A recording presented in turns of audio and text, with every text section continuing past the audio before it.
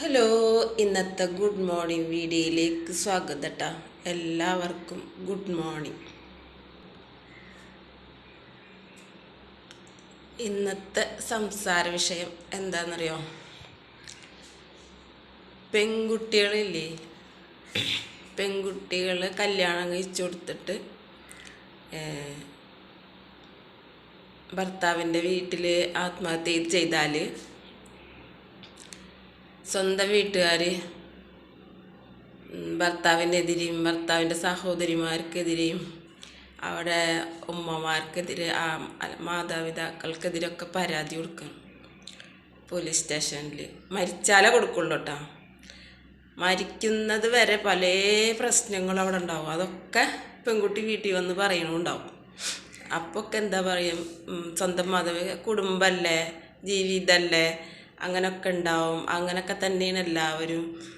അതൊക്കെ കുറച്ച് കഴിയുമ്പോൾ മാറിക്കോളും. അങ്ങനെയൊക്കെ തന്നെ വീടൊരു കുടുംബം കിട്ടുള്ളൂ. കുടുംബം കിട്ടാൻ കുറച്ച് കഷ്ടപ്പാടുണ്ട്. പിന്നെ സ്വന്തം വീട്ടിൽ പട്ടുടുത്ത് നിൽക്കണത് ഭർത്താവിൻ്റെ വീട്ടിൽ മുറിച്ച് കുത്തിയിട്ട് കീറിയത് പറയാതെ കൊടുത്ത് നിന്നാൽ മതി, അതിന് അന്തസ്സുണ്ട്. പിന്നെ നീ ഇങ്ങോട്ട് വന്നാൽ ഇവിടെ ആൺകുട്ടികളില്ലേ, അവരെ പെണ്ണുങ്ങൾ വരൂലേ, അവർക്ക് ജീവിക്കണ്ടേ, അവർക്ക് ഭാരമാവൂലേ, പിന്നെ എന്താ പറയുക, വന്നാൽ അതെ അവളുടെ മകൾ ഇവിടെ വന്ന് നിൽക്കുക എന്ന് പറയില്ല, ഞങ്ങൾക്ക് നാണക്കേടല്ലേ, അങ്ങനൊക്കെ പറഞ്ഞുകൊണ്ടിരുന്നിട്ട് ഈ പെൺകുട്ടീനെ പ്രഷർ ചെയ്തിട്ട് അതിനങ്ങോട്ട് തിരിച്ചു വിടുന്ന ഒരു കാഴ്ചയോ അതേ വരെ ഉണ്ടായിട്ടുണ്ടാവും കേട്ടോ. അങ്ങോട്ട് അതിൻ്റെ വിഷമങ്ങൾ അത് പറയുമ്പോഴും ഞങ്ങൾ പോണില്ല എന്ന് പറയുമ്പോഴൊക്കെ സ്വന്തം മാതാപിതാക്കളും സഹോദരങ്ങളൊക്കെ കുടുംബക്കാരും ഒക്കെ ഇങ്ങനെയും പറയാം. അങ്ങനെ പറഞ്ഞിട്ട് കൊണ്ടുപോയി ലാസ്റ്റ് ആ പെൺകുട്ടിക്ക് അവിടെ നിൽക്കാൻ വയ്യ, വീട്ടിലേക്ക് വരാനും വയ്യാതാവുമ്പോൾ അത് അതിൻ്റെ ജീവൻ അങ്ങോട്ട് കളയും. അതങ്ങോട്ട് പോയി കഴിഞ്ഞാൽ പിന്നെ സ്വന്തം വീട്ടുകാർ, പെൺകുട്ടിയുടെ വീട്ടുകാർ പിന്നെ പോലീസിൽ പരാതി, അമ്മായിയമ്മ അങ്ങനെ കാട്ടി, ഭർത്താവ് ഇങ്ങനെ കാട്ടി, സഹോദരി അങ്ങനെ കാട്ടി, എന്നിട്ട് അവരെ പോലീസ് സ്റ്റേഷനിൽ കയറ്റിറക്കാനും അവരെ അറസ്റ്റ് ചെയ്യാനും ജയിലിലാക്കാനൊക്കെ നിൽക്കും. ഈ പണി കുറച്ച് നേരത്തെ ചെയ്തുകൂടായിരുന്നു. മകളാനക്ക് അവിടെ നിൽക്കാൻ സുഖമില്ലെങ്കിൽ നീ ധൈര്യമായിട്ട് ഇങ്ങോട്ട് പോര്.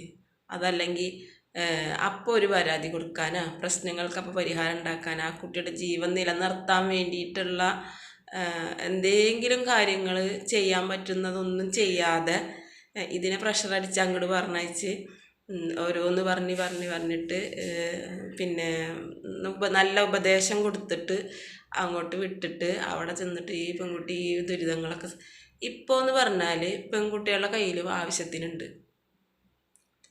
ഞാനും 2 പെൺകുട്ടികളുടെ അമ്മമാരാണ്, ഉമ്മയാണ്. അതുകൊണ്ട് ഞാൻ പറയും, എല്ലാ പെൺകുട്ടികളുടെ കയ്യിലും ആവശ്യത്തിനുള്ളത് അവരുടെ കയ്യിലുണ്ട്. പിന്നെ ഇപ്പോൾ ഒരു കുടുംബത്ത് 10 അംഗങ്ങളുണ്ടെങ്കിൽ 10 അംഗങ്ങൾ ഒരേപോലെ ജീവിച്ചാലാണ് ആ കുടുംബത്ത് സമാധാനം ഉണ്ടാവുള്ളൂ, പിന്നെ സ്വസ്ഥത ഉണ്ടാവുള്ളൂ. അതേപോലെ ആ കുടുംബത്തിന് ഒരു പുരോഗതി ഉണ്ടാവുള്ളൂ. ഇത് 4 പെണ്ണുങ്ങൾ 5 പെണ്ണുങ്ങൾ വന്നാൽ 5 പെണ്ണുങ്ങൾ 5 ഇഷ്ടത്തിന് ജീവിക്കുക, അവിടെ ഉള്ളവർ അവരുടെ ഇഷ്ടത്തിന് ജീവിക്കുക. അങ്ങനെയൊക്കെ എല്ലാവരും തോന്നിയ പോലെ ജീവിക്കുമ്പോൾ അവിടെ അമ്മ എന്ന് പറഞ്ഞൊരു വ്യക്തി ഉണ്ടാവും. അതിൻ്റെ എല്ലാം ഭവിഷ്യത്ത് ആ അമ്മ എന്ന് പറയുന്നത് അല്ലെങ്കിൽ അച്ഛനോ ആയിരിക്കും അത് അനുഭവിക്കേണ്ടത്. അപ്പോൾ അവരെന്തെങ്കിലുമൊക്കെ കാണുമ്പോൾ പറഞ്ഞു തന്നിരിക്കും. പിന്നെ ഇപ്പോൾ നമ്മൾ ഇപ്പോൾ കളറ് കുറഞ്ഞെന്നൊക്കെ പറഞ്ഞിട്ടാണ്, കളറ് കുറഞ്ഞെന്ന് അമ്മായിമ്മ പറഞ്ഞ്, ജോലി ഇല്ലയെന്ന് ഭർത്താവ് പറഞ്ഞെന്നൊക്കെ പറഞ്ഞിട്ടാണ് കെട്ടിത്തൂങ്ങി ചാവണതും കുട്ടികളെ കൊല്ലണതും ഒക്കെ. കളറ് കുറഞ്ഞ് ഭർത്താവോ അല്ലെങ്കിൽ ഭർത്തിൻ്റെ വീട്ടുകാരോ നീ കറുത്തിട്ടാന്ന് പറഞ്ഞെന്ന് പറയുമ്പോൾ പിന്നെ കെട്ടിത്തൂങ്ങി ചാവുമ്പോൾ സ്വന്തം ഉമ്മ ഭർത്താവിൻ്റെ വീട്ടിൽ വാപ്പാൻ്റെ വീട്ടിൽ അനുഭവിച്ച് വന്ന ത്യാഗങ്ങൾ എന്തൊക്കെ ആയിരിക്കുമെന്ന് ചിന്തിക്കാനുള്ള കഴിവില്ല. ഇപ്പോഴല്ലേ ഭർത്താക്കന്മാരുടെ വീട്ടിൽ എല്ലാ പെൺകുട്ടികൾക്കും ഇപ്പോൾ ഒരു വിധമൊക്കെ ഒരു കഷ്ടപ്പാടും ഇല്ല. ഒരു എന്താ പറയുക, വെച്ച് വിളമ്പി മുന്നേക്ക് അങ്ങോട്ട് വെച്ച് കൊടുത്താൽ അത് തിന്നിട്ട് ആ പാത്രം എടുത്തിട്ട് അടുക്കളയിൽ കൊണ്ടുവെക്കുന്ന ഒരു സ്വഭാവം പോലും ഇല്ലാത്ത പെൺകുട്ടികളാണ് ഇന്ന് ഓരോരോ അമ്മമാർ ഭർത്താക്കന്മാരെ വീട്ടിലേക്ക് പറഞ്ഞേക്കണത്.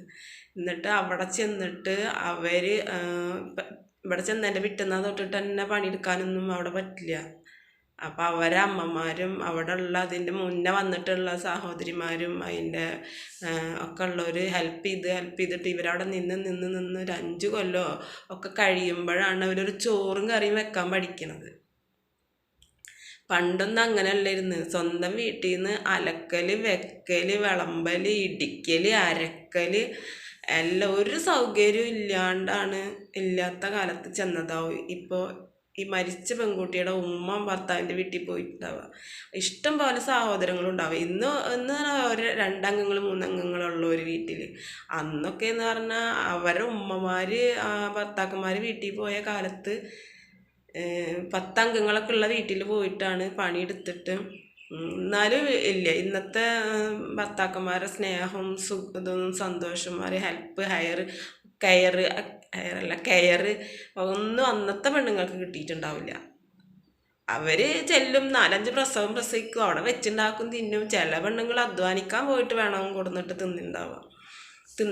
മക്കൾക്ക് തിന്നാൻ കൊടുത്തിട്ട് വളർത്തിണ്ടാവുക. അപൂർവം ചിലവരൊക്കെയാണ് പണിക്ക് പോവാതെ ജീവിച്ച പെണ്ണുങ്ങളുണ്ടാവുള്ളൂ അന്നത്തെ കാലത്തുള്ളവർ.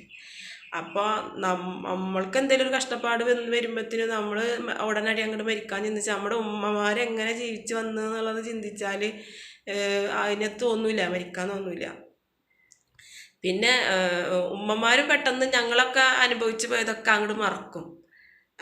ഇന്ന് പറയുമ്പോൾ അരക്കാൻ മിക്സി ഉണ്ട്, പിന്നെ വെള്ളം എടുക്കാൻ മോട്ടറുണ്ട്, പൈപ്പ് സിങ്ക് അകത്ത് വെച്ച് പാത്രം കഴുകാൻ അകത്ത് ബാത്റൂമുണ്ട്, പിന്നെ എന്താ പറയുക എല്ലാ സൗകര്യങ്ങളും, വിറക് എത്തിക്കേണ്ട ഗ്യാസ് ഉണ്ട്, ഒക്കെ ഉണ്ട്, എല്ലാ സൗകര്യങ്ങളും ഉണ്ട്.